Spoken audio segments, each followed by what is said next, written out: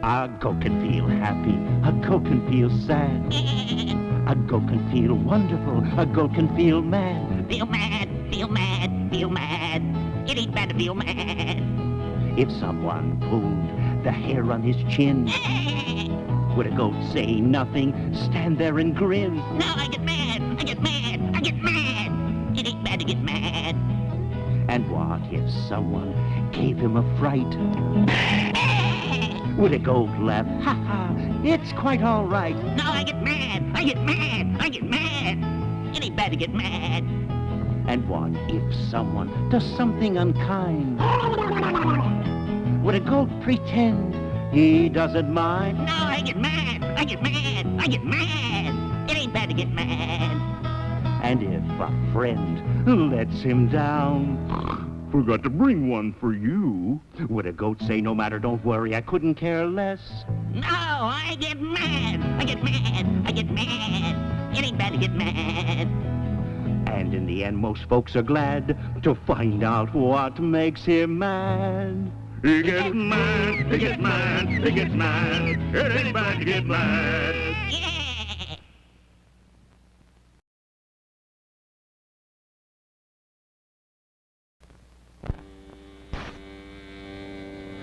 You wanna see a scary looking thing?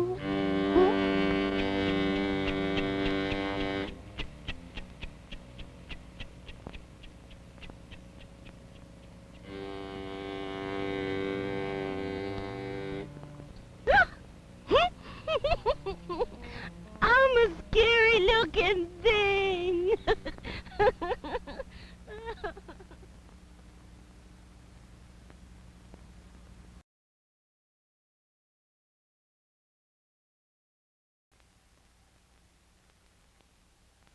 I was very thrilled to go to drama school.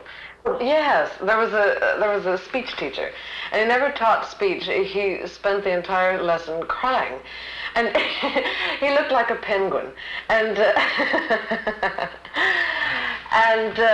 very penguinesque. And he would stand there, and he'd be talking, and he would always do this one poem over and over, and he'd say, "With stones in your boots and the head of a clod, your throat full of mist, plod."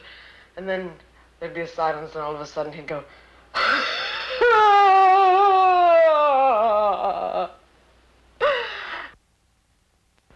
and then he'd do the whole thing. He'd do this whole thing of Romeo's. And say, "Oh, if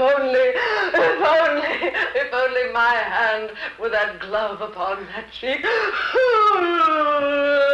And then he'd stop it, and he'd say, "You see there?" He said, "That has nothing to do with emotion. It's from the body, from the body." And then he'd bludgeon himself in the stomach. And when you look like that, it's very easy. No, I was not impressed. I thought it was ludicrous.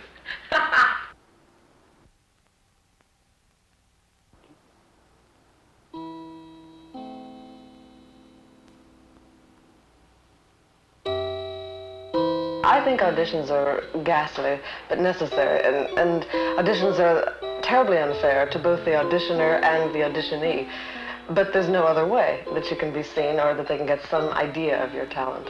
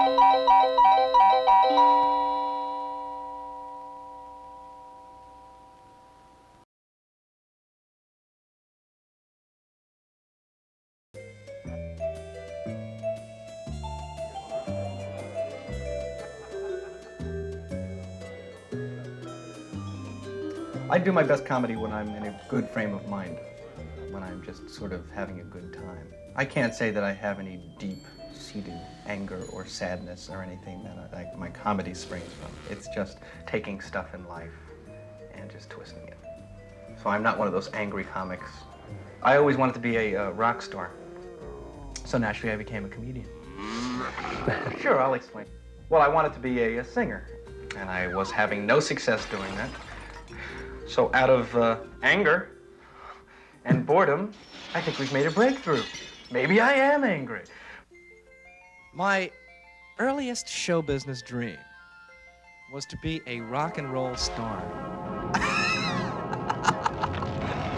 I'm a rock star, that's all I wanna be.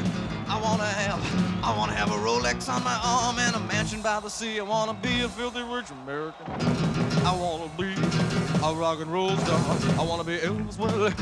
I wanna be oh yes, I wanna be Elvis Presley. Doing an old Elvis Presley song. I wanna say things like so I'm gonna write a song called That's All, folks. Yeah, my parents were fine, but I had difficulty dealing with people my own age until I was about 13. Well, because I was a wimp. Well, I went to Catholic school, so there were a lot of nuns in my school, and they're funny because right off the bat they're great dressers, and they get caught on a lot of things. They used to dress nuns in my day. When I was a child, we used to have a lot of nuns walking around with bibs and things flowing down their backs, and there's one nun, she was very, very serious. And she went up to the blackboard, she balanced an equation or something else that an 8th grader is really, really interested in, and she got caught on the chair, and as she's walking away, her head jerked back, and she fell on the floor. This is when I've decided to become a comedian.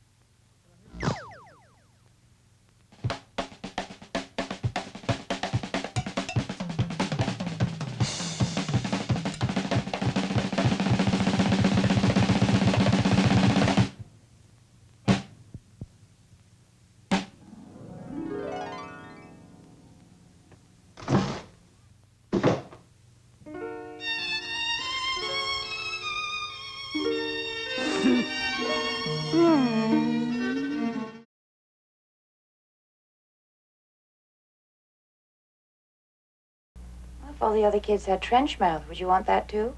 I'm tired of that answer. And I'm tired of your questions. Good night.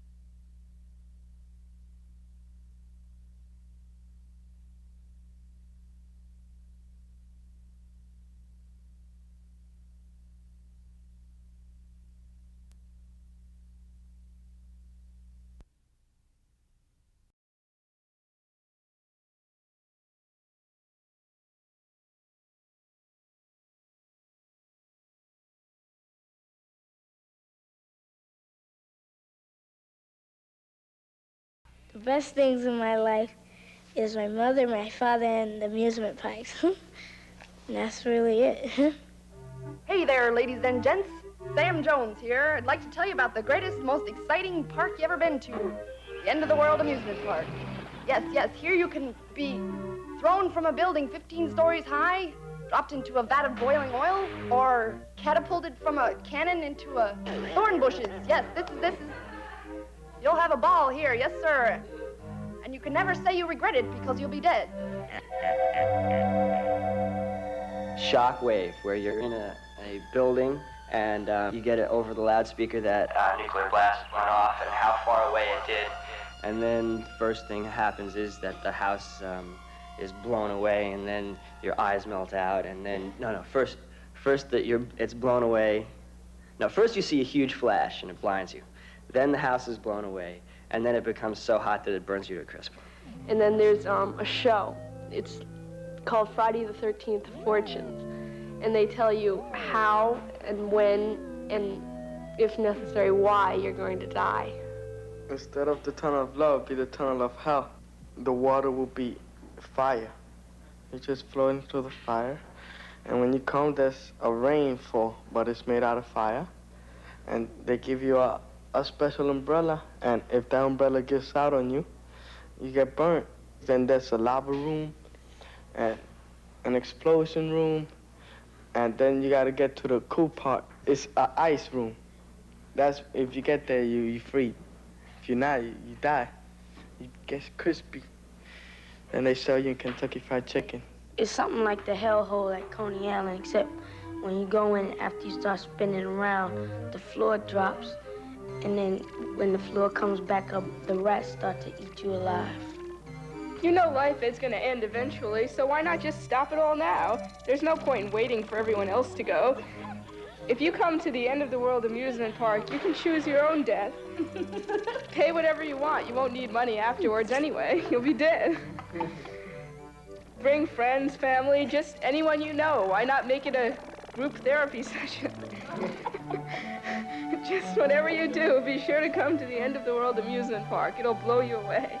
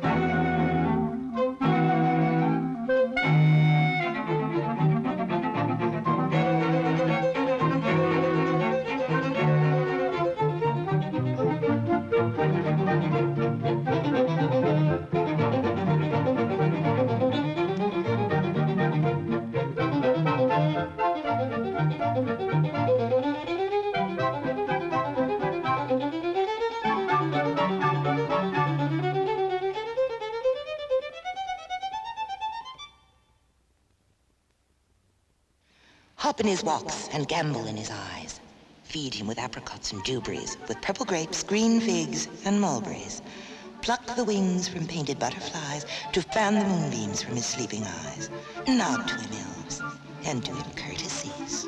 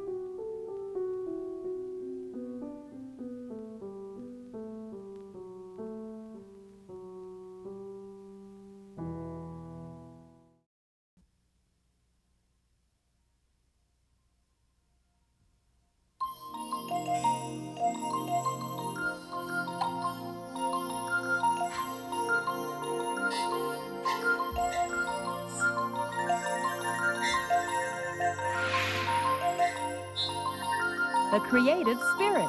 In this hour, exploring the creative mind.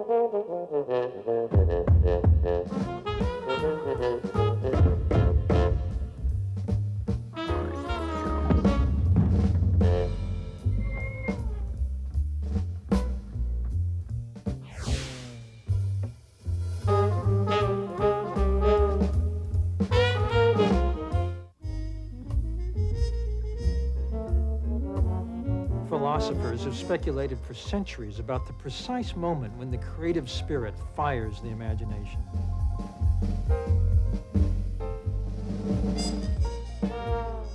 Mental space is like a vast inner galaxy, a steady murmur of fleeting impulses, few of which ever reach our conscious mind.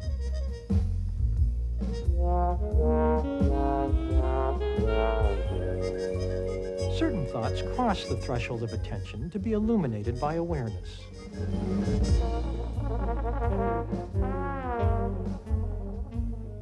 Our awareness is shaped by two powerful forces. The first is self-censorship, that inner voice of judgment which confines our creative spirit within the boundaries of what we deem to be acceptable.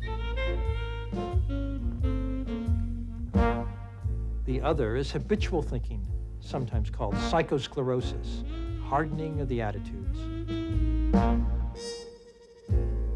These forces keep some of our most creative thoughts from ever seeing the light of day. Creativity can occur when we're willing to break out of our routine way of thinking and doing.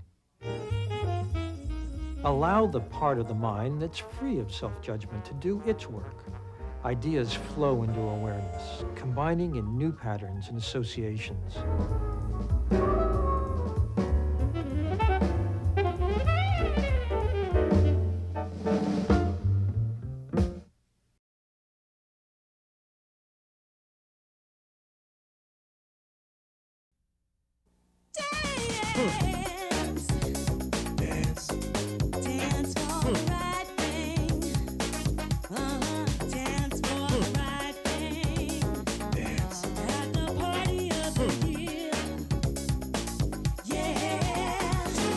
Join the AIDS Dance-a-thon benefiting Gay Men's Health Crisis Saturday, November 30th. To register, call 807-9255. It's a fundraising extravaganza. So dance.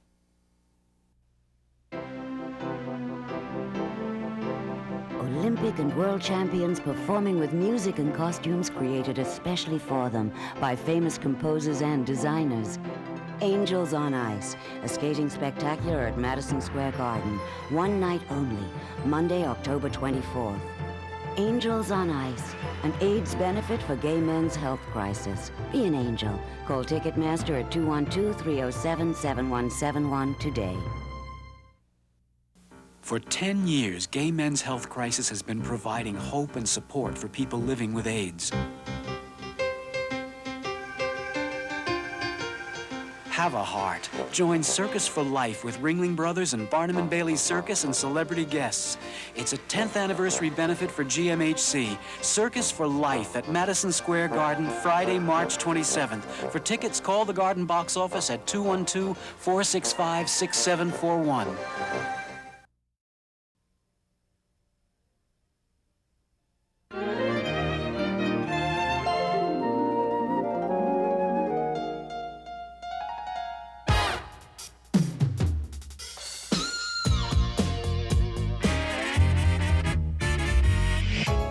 Meet the choreographers and stars who are creating music videos out of the melting pot of American dance styles. Next on Great Performances.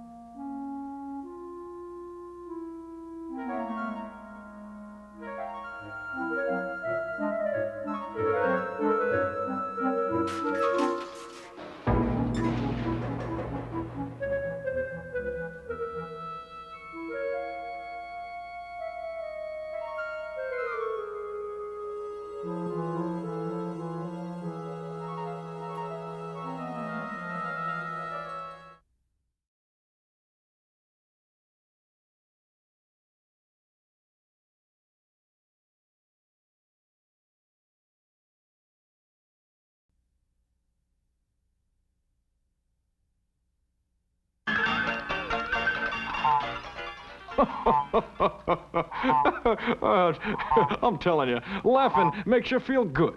All over. It's like internal jogging. It relaxes muscles, helps breathing, massages your vital organs, and can even help you sleep.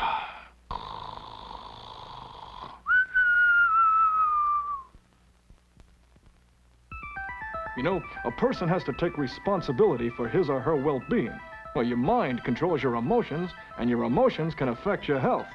Negative emotions can put a lot of stress on your body, let me tell you that, you know.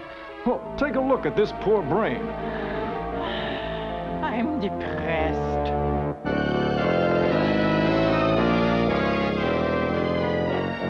Oh, no, brain, not depressed. Yes, stomach, depressed and frustrated and angry. Relax, brain. Remember the last time this happened? You gave me a devilish ulcer, and I had to have an operation. I can't help it. I hate getting up in the morning. Sleep late. I hate my job. Change jobs. Change your habits. Look on the bright side of things. I hate my life. Oh, no. It's a devilish ulcer. Hello, stomach. Haven't we met somewhere before?